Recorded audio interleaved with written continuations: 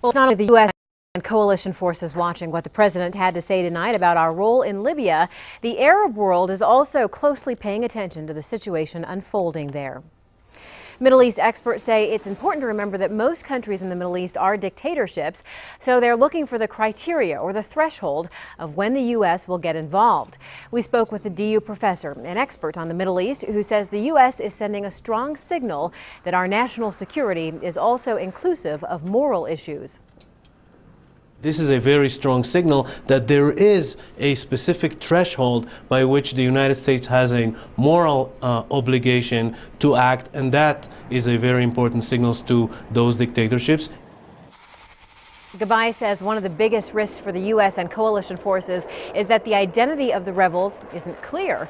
He says who they are and what exactly they represent can be hard to determine, since the social structure in the Middle East is based largely on tribes.